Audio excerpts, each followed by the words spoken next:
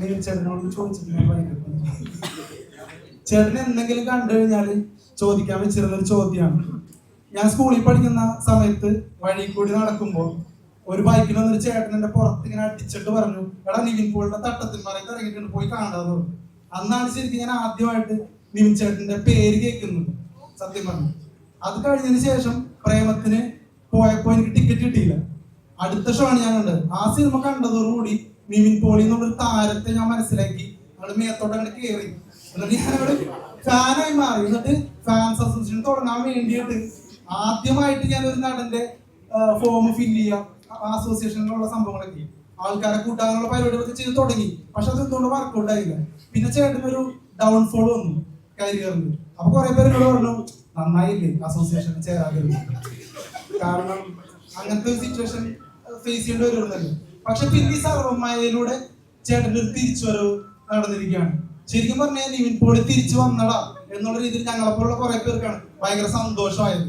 ശരിക്കും കുറെ നാളായിട്ട് ഡെസ്പായിട്ടിരിക്കുകയായിരുന്നു നമ്മളൊക്കെ.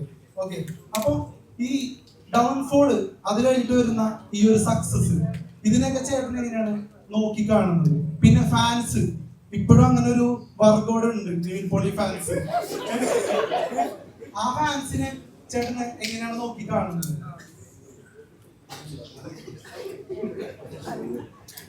അത് എനിക്ക് തോന്നുന്നു എല്ലാ നടന്മാരും എല്ലാ നടിമാരും എല്ലാ ടെക്നീഷ്യൻസ് സിനിമയിലുള്ള എല്ലാവരും കടന്നു പോകുന്ന ഒരു ഫേസാണ്, ഒരു കേട്ടറിഞ്ഞിലൂടെ കടന്നു പോകുക. അപ്പോൾ എനിക്ക് ഉയർച്ച ഉണ്ടായിട്ടുണ്ട്, താഴ്ച ഉണ്ടായിട്ടുണ്ട്. അത് നല്ലതാണെന്നാണ് ഞാൻ മനസ്സിലാക്കുന്നത്.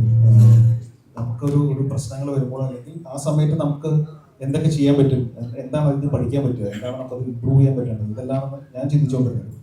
ചിലപ്പോൾ സ്ക്രിപ്റ്റ് സെലക്ട് ചെയ്യുന്നതാണോ അല്ലെങ്കിൽ ടീം സെലക്ട് ചെയ്യുന്നതാണോ, അങ്ങനെ പല പല വിഷയങ്ങൾ അതിനകത്ത് വരാം. സർവമായ ദൈവാനുഗ്രഹം കൊണ്ട് അത് പ്രേക്ഷകർ ഏറ്റെടുത്തു. നമ്മൾ ഇത്രയും വലിയ വിജയവും സിനിമയിലല്ല സർവമായ. പക്ഷെ അതിൻ്റെ ഒരു റൈറ്റിങ്ങിൻ്റെ ക്വാളിറ്റിയും അതിൻ്റെ ഒരു മേക്കിംഗ് ക്വാളിറ്റിയും എല്ലാം പ്രേക്ഷകർക്ക് കണക്റ്റായി, അവർക്ക് ഇമോഷണലി ആ സിനിമ കണക്റ്റായി എന്നുള്ളതാണ് സിനിമയുടെ വിജയം. അത് വിജയിച്ചപ്പോൾ സത്യം പറഞ്ഞ ഭയങ്കര സന്തോഷം തോന്നിയിരുന്നു.